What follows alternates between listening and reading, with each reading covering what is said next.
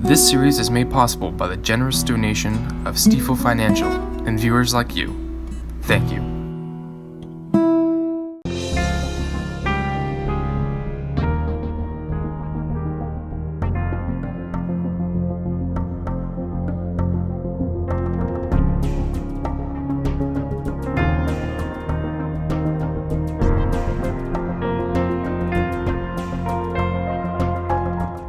Hello, welcome to Where Do We Go From Here, a series that explores issues that matter, locally, sometimes regionally, nationally, and the world at large.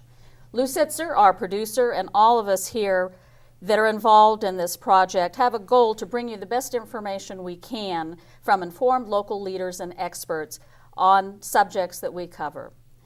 And why are we doing this? To help all of us decide where do we go from here and how can we get there. I'm your host, Debbie Gibbs, and this is a series on climate change. I'm an environmentalist and also a local farmer. At the end of the show, I will give you some information on how you can watch past episodes and how you can contribute to this series. Thank you so much for watching, so let's begin. Again, climate change. This is something that is definitely a global issue, and it's definitely affecting us locally. And I'm delighted today to have a pair of very well-informed gentlemen on the whole issue of clean energy. I'm looking forward to hearing their years of expertise in this area. I have Ray Darby here, who's the founder of Sustainable Energy Group. He's an energy engineer and has been since 1979, so that's quite a long time, and is definitely an expert in energy efficiency. And those of you who have been around this town as long as I have may remember him as the energy guy. And he used to write a fabulous piece in the Union, which I read every week. It was very, very well done. And joining him also is Penn Martin, who also works with Ray. He's a solar designer, so he brings in the expertise on solar design and has lots of experience, 340 systems that he's designed and installed. So he knows his solar business. Well, I think dramatic changes are certainly possible. What's really interesting is the timing right now. Just this past week, global concentrations of carbon dioxide, which is, I think, a good way I like to look at it as opposed to gigatons. A little hard to wrap my head around that. It's a lot of pickup loads. But as far as concentrations in the atmosphere, we just passed 410 parts per million. And 2013, we were at about 400. Scientists were saying by now we'd be at about 410, and here we are on prediction. And what's really significant about that is that that level of parts per million in the atmosphere is sort of that danger zone, tipping point, line we should not cross that scientists have been warning about for a long time. To put it in perspective, we haven't had CO2 concentrations this high in millions of years. And by 2050, which is just 32 short years from now, we're forecast to probably be around 500 parts per million. And my grandkids are going to be, in their late 30s, probably with kids of their own by then. We're going to see dramatic sea level rise, extreme climate variations, wildfires, drought, food shortages, mass migration. It's a really, really serious problem. And so there are things that we can do about it. In terms of the average U.S. household, it's primarily the food we eat, the cars we drive, and how we use energy in our homes and businesses. And really, food production, you as a local farmer, I have to hand it to you, because locally grown organic food really significantly reduces the CO2 that we're putting into the atmosphere. Eating lower on the food chain, driving more efficient vehicles, which you also do. And you have a very efficient solar-powered home. So you're good to go, all Debbie. All the checklists there that you have. So those are the kind of things that more people need to do in order to try and slow down that growth in CO2. Okay, great. That's a great overview. What do you think, Penn, in terms of the solar aspect of that? Obviously, Mr. Hawken thinks that's really I think he had rooftop and solar. I mean, those two things he thought were really beneficial. Do you have any comments on that based on your experience?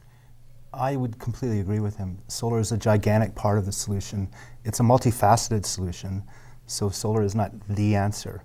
But along with some of the things that Ray mentioned, along with approaching this not just individually, but regionally, nationally, globally, there's a lot we can do to address this. I like to think of what we're talking about essentially in some ways is ecology.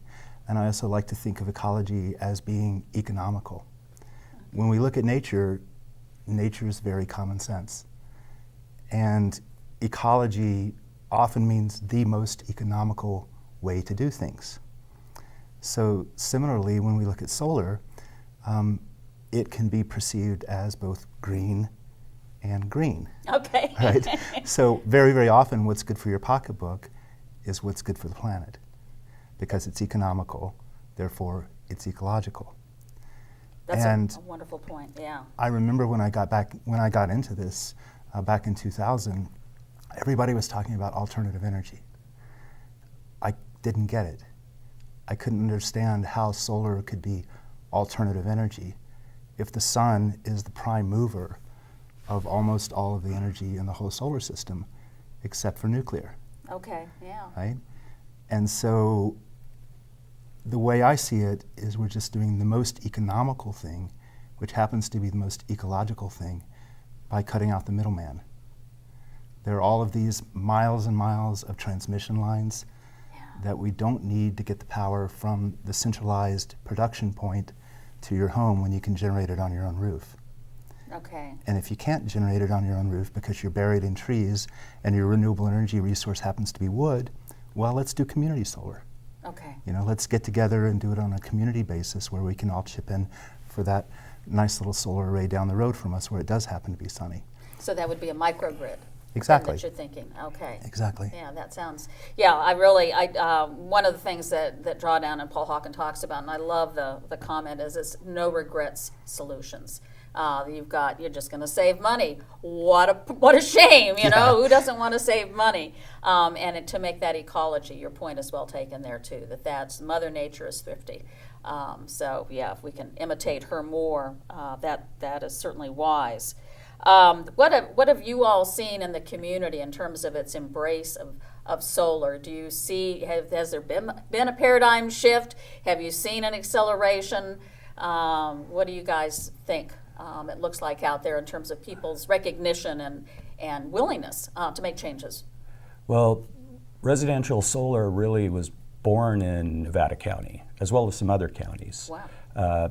Way back when there were lots of hippies that had kerosene lamps and no electricity, but they had lots of pot, and they could sell that for lots of money to buy the solar electricity. Okay. So that's just sort of how it originally got started. But in all seriousness, in 1996, net metering was first allowed in California. And in fact, one of the first net metered homes in California was right here in Nevada County. And that allowed people with solar panels on their roof or ground to feed back to the grid and get credit for it. Okay. Since that time, it's grown dramatically. And the cost back then was upwards and greater than $10 a watt. Nowadays, it's around $3 a watt, sometimes less. Wow. So the cost has really dropped dramatically, and it's become, on a commercial scale, a couple years ago, we got down to about 3 cents a kilowatt hour for commercial scale solar, okay, which is competitive with natural gas generation and cheaper than coal.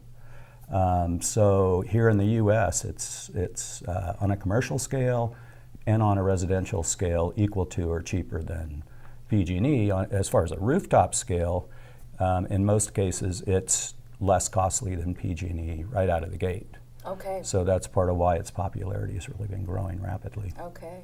To quote some numbers in relation to that, Ray spoke to something called net metering. Okay. And net metering refers to our ability as consumers with electric bills to have solar on our property and receive compensation for that solar at the rate typically that we would have paid for it from PG&E. And I remember back in 2011, I believe it was, there used to be something called a net metering cap in California. And I remember when the governor at the time, Arnold Schwarzenegger, and PG&E made a really big deal out of raising the net metering cap. They doubled it. And the cap meant that only 2.5% of the ratepayers in California at the time could hook their renewables up to the grid, whether it be solar or wind or whatever. And they doubled it. They went up to 5. Well, in California, we hit that 5% cap in December of 2016. The good news is that in 2013, the legislature said, forget the 5% cap. Okay. Everybody can do it. And so we're on this accelerating course in California because of the groundswell of popular support, as well as the political will, which is showing up as policy, to implement more and more and more renewable energy at an accelerating rate. And we actually have some targets that say that we're going to do this much by this date. Specifically, in California, there's something called a renewable energy portfolio mandate. And what that means is that there's legislation in place that says that half of our power that's generated by the investor-owned utilities is going to come from renewables by 2030. Okay. 50% of it. Wow. And California already has half of the nation's installed solar. Okay. So we're really doing a great job here in California, but I tend to think it's not fast enough. There is actually a bill in the Senate committee right now, in the state Senate, that says, forget 50%, we're going to go to 100%. Okay. We're going to get to 100% by 2045. Whether it makes it out of committee or not, that remains to be seen. It's a lofty goal, but I think that we can do it. And there are ways that we are developing technology on a grid-wide scale now to be able to allow that to happen, namely energy storage. Yeah, I was going to ask you about that because I guess the original intent of having the cap was to make sure that PG&E or the provider, whatever, usually PG&E, could handle that energy coming back into its grid. Am I right? Okay. That's exactly right. So now you're saying that technology is advanced to the point where we don't need to worry about that anymore. They can handle all of the energy coming back, and they're moving ahead to storing that energy so that it's available 24/7. Yeah, it's really not a technological issue anymore. Okay. It's a social paradigm issue. You know, do we have the willingness to enact this on a policy level on a statewide basis, right? Because we actually have the technology to get there. We have things like gigantic battery banks that can be implemented, flywheels, pumped water, where we pump water during the daytime up into a reservoir and let it flow back down through a turbine when it's needed later on. Okay. So there's all kinds of a variety of solutions with energy storage and smart grid technology to be able to tell the power to go here, go here, go here, go here. The folks down at CalISO in Folsom are having to adapt very, very rapidly to the fact that we're going to have a grid based on distributed generation, not based on top-down solutions. Okay. That's cool. Yeah. That's wonderful. That's good news. Well, when we, what in terms of, it sounds like, oh yeah, the technology is there, all systems go, it's looking good. Are there roadblocks still? What are you seeing in terms of, if this is such a wonderful idea and it's cost advantageous, why don't I see more solar panels every place? What stops people? What are you experiencing? Well, I think in Nevada County anyway, we seem to have a lot of trees. Okay, all right. And so we will run into situations where there's just no sun on the roof. Okay. Fortunately, in Nevada County, a lot of people have property and there's a nice sunny space somewhere close by. Okay. And as far as commercial solar, I think that's another opportunity to bring solar to people that don't have any opportunity for putting solar panels on their roof or on their property. But it's just a lot more cost effective for people to have solar power than it is to buy the power from a utility that's providing, or a microgrid that's providing them power. We lose a lot of energy over the transmission lines, maybe upwards of 20%. The fuel that's going into power plants, that energy, only about a third of it ends up coming out of your electrical outlet at your home. just because of the inefficiencies in generating power, distributing, transmitting the power. So by having distributed generation, energy that's being generated right there at your home, you don't encounter all those losses. Okay. So it's a lot better in terms of the big picture, more efficient use of power, less losses. There's still a perception from a lot of the public that solar is expensive. Okay. And it's really just an antiquated, out-of-date perception, because it's really not. It's significantly cheaper than what you're doing now. It's more economical because it's more efficient, and it costs you less money as a homeowner or as a business owner. The question then becomes, how do you afford 25 years worth of power all at once? Okay. Because the solar electric system is going to last at least 25 years, quite often much, much longer, 30, 40 perhaps. And what we've been used to doing is paying rent, basically. Okay. And every time we write that check and we send money out the door to somebody else that's providing us power, we're supporting somebody else's infrastructure rather than empowering ourselves to come up with our own power from our own rooftop and putting the money back into our pocket. So as the banks become more familiar with the value of solar, then hopefully there will be more innovative lending solutions that allow people to afford the upfront capital investment that's necessary to be able to play the game. Okay, so yeah, so it is the capitalization, having that money up front, and that's, so yeah, I figured that. And there are still incentives, right? So you can still get a rebate on your tax return if you pay taxes. Now I understand some people don't pay taxes. That's not advantageous to them. The government will pay for 30% Yeah. of your solar electric system. If you pay taxes, there's a 30% federal tax credit. It's not a deduction, it's a credit. Okay. So, you owed $8,000 in taxes, you have an $8,000 tax credit, now your tax bill is zero. Yeah. But yeah. you have to have the tax liability to be able to use it. To take advantage of that, yeah. So it is that capitalizing up front. One of the other things you mentioned was the microgrid concept, which enchants me too, because a lot of people don't have access to sunshine. It just isn't there, and taking down trees, we don't like to do that because that's taking away carbon drawdown potential. So do you see the use of microgrids in neighborhoods as something that might be feasible at some point, or desirable even? Well, I think there's bureaucratic hurdles with community solar. Okay. I think that's one of the big drawbacks. It's interesting, though, you mentioned trees and carbon dioxide absorption.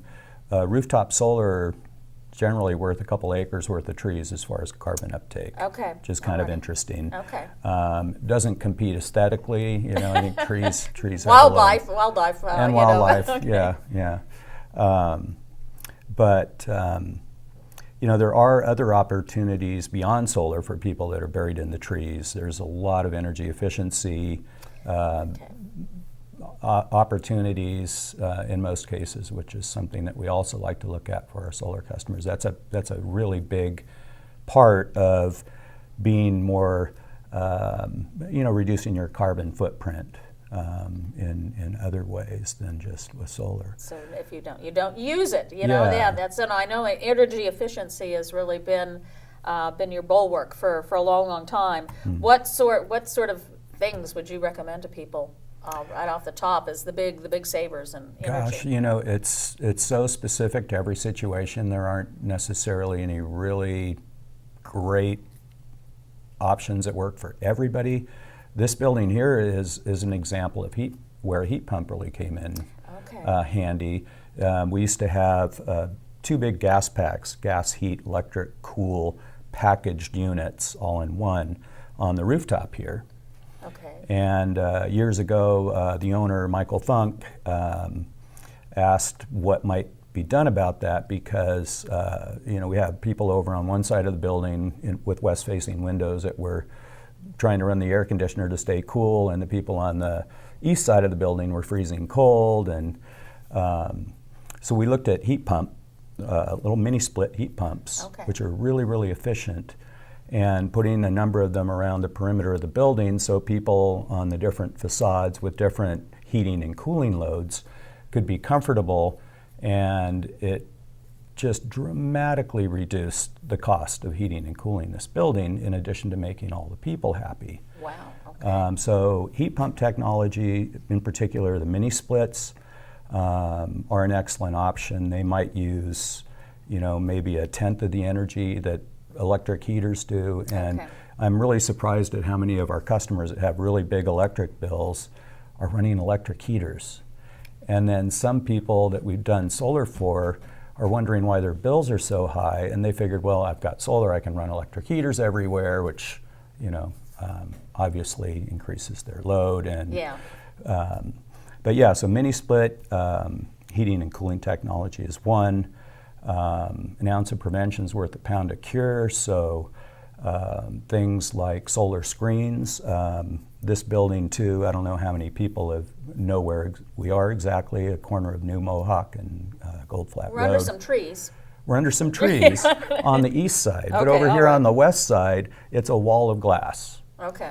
And so a good solution here would be exterior solar screens on those windows. They're going to cut out 90% of the solar heat gain. The shades that are now on the inside of those windows is cutting out maybe 15%. So, right here we have a good example of several different technologies that are really beneficial. Okay. I don't think they've done the solar screens yet, but Does that work in reverse? I mean, in the summertime, does it keep them warmer too? I mean, obviously you're taking the sunshine from coming in. That's going to help in the summertime. Do you just leave it open in the wintertime? Well, so you can that actually, get the benefit of the. yeah, exactly. Okay. Yeah, in the wintertime you can have them off and you get some natural solar Okay. heat gain. Yeah, So it help goes heat. goes both ways. Yeah, yeah. Yeah. Okay. Well, hopefully they're listening, Ray. So Yeah. some Those are money just two. saving ideas. There's too. dozens and dozens of different options. Yeah, depending on I the was situation. surprised. I recently got a heat pump, and it's I like it, and it has no coils in it, but I haven't yet. It's still not equal probably to the propane. So I'm getting used to that, but I'm saying no fossil fuels. Yeah, So yeah. I'm feeling really happy about Yeah, that. it's a little cooler supply temperature. Okay, all right. Yeah. I've understood that. Yeah, this is probably our temperature, our climate here is decent for heat pumps, but you get up toward Lake Tahoe, probably it's not not as Exactly. good a solution That's as right. it is here. I put in a heat pump in 2010. Yeah. I was sort of an extreme example to start with because when I bought the home that I'm currently in, I couldn't even read the label on my old package unit that had the air conditioner and the propane heater out there outside my house. So I knew that it was time to replace that. And between some attic insulation, some duct sealing, some duct repair, the implementation of solar on my roof, Okay. and a heat pump, I was able to get my winter heating bills down to about $2 a day. Oh gosh. Okay. And I fill up my propane tank every year to year and a half. Oh wow. Okay, so that's good. You did good. So it can be done. Okay, we alrighty. definitely have the technology. Yeah, and you just, I think you can't go on autopilot. I mean, you need to think consciously about what you do and how you use energy, and we're not accustomed to doing that, and probably it's a lifestyle change, that we need to make. One of the things that I think is kind of exciting on the microgrid concept again is the old Nevada City Airport has been talked about as a place for a solar farm. And that, of course, would allow us, I guess, less transmission. Am I conceptualizing that correctly? It's not So going that as we far. would lose less. So you guys think that's a good idea? Is that something that community should pursue, do you think? I think if it's in accordance with what the community as a whole wants to do with the land use Okay. at that specific site, it's a great idea. Maybe there's a gigantic building that wants to go in there, and then the solar goes on top of the roof. Oh, okay. You know, All right. perhaps, you know, I think there's a lot of ideas that have been tossed around for that specific piece of property. I think it's ideal in terms of being able to use it for solar. There's a lot of sunshine up there, and Okay. it would certainly give a lot of the people around here that are buried under trees the opportunity to have solar very close to their home and to purchase solar that's being, where we're generating power, you know, right here locally, right? Yeah, And, and- you know, it doesn't help if, you know, 60% of your money is behind trees and your house is buried in shade from these beautiful tall ponderosa pines and incense cedars, but if there's a place right down the road, let's do it. We have been looking at that for quite a while. The Nevada County Climate Change Coalition has been spearheading some of those efforts. I remember people were tossing around this idea as far back as 2010, and I really think it's just kind of a land use issue. It's a matter of pulling together the right legal framework with the right developer, with the right coordination with local government officials to make it happen. Okay, all right. Are the utilities putting up a big brick wall? No, we can do it, and we have the ability to do direct access. We have the ability to do community solar. As an example, Placer County just went, you know, direct access with a completely different energy provider, and now PG&E is providing the paperwork, the administration, and maintaining the grid infrastructure, but the power is coming from a greener place. Okay, yeah, yeah, So- and that's an excellent point, because I have heard of that, you know, beginning to look at other alternatives, and there are other ways to do things than the big central source that we've been using, which is PG&E. And that brings me to something I really want to talk about because of the wildfires last year and the fact that so many people lost power, including me. And that's no big deal for a week. I mean, you can get by, although I'm on a well. And you know, I could have been cut off completely from getting out to get gasoline in order to feed the generator. So, of course, that leads me to think, okay, is there a better battery backup system than a fossil fuel driven generator? Instead, I have those solar panels sitting there and I can't use them because PG&E had to disconnect for good reason. And who knows? I mean, with cyber threats and things of that nature, I mean, it is possible we could experience perhaps a longer downtime than just a week in terms of losing our power at some point. So, you know, it looks like it seems to me there are reasons perhaps to look at everyone needs to be prepared and what backup system, you know, is best, and is there a backup system that's credible that one could use where you can use your solar panels? Yeah, my system's been in for 14 years now, battery backup, grid tie. Okay. So I'm connected to PG&E, but I have batteries in the event that the power should go out. Okay. And I did that where I live. Well, I had 3 kids at the time living at home, and our power can go out for long periods of time from snow. Okay, yeah. Not fire, but from snow. In fact, we had at one time a week and a half of power outage. Okay. And I could float for about 3 or 4 days without any grid, without PG&E, without any sun, and then hopefully the sun would come out and the snow was nice and reflective and really boosted my solar production and charged my batteries up. Okay. There was another time where it just didn't have any sun and I had to run the generator for a short time to charge up my batteries. But the benefit of the solar battery backup is you don't have to run the generator 24/7. You don't hear the generators all over the neighborhood as I do in my neighborhood, running away. You know, it's not for everybody. I mean, we have a lot of people that we do solar for that are asking about battery backup, and they're very interested until they find out how much extra it costs. Okay. But it does have its place, and I think you know, we're seeing more and more interest in that. Also, of course, that's the option for people living off the grid that have no utility. But in most cases, for short-term power outages, generators are going to be, you know, a little more cost-effective, although they're not inexpensive either, because you have to have transfer switches and you have to buy the generator, and you have to make sure you don't leave old gas in there, and there's maintenance and so on. So, you know, there are definitely some benefits to the battery backup solar. It just costs a little bit more than a generator, but unlike the generator, it just keeps on going when the grid goes away. Yeah, You know, normally if you have a generator and the grid goes away, there's this period of time where everything's shut down. You got to run out there and crank the thing up, Right. and get all. Or even with an automatic start, you Yeah. have to wait a little while for it okay, to all right, warm but up this is- before it starts supplying the Okay, house. so as costs will begin to reduce on that, that will become more and more of a viable and economical solution. Okay, Yeah. so it's just a matter of adoption Yeah. and Residential energy storage is about where solar PV was maybe 10 years ago. okay, And the curve seems to be that, we get people that are extremely enthused about something, and they're going to do it no matter what it costs. Okay. And then we've got early adopters. Yeah.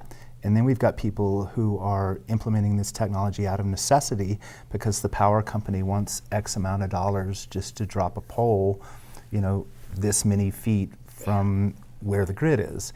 And so there's all kinds of reasons that battery technology really, really makes sense on a residential level. At this point, it's usually not cost benefit.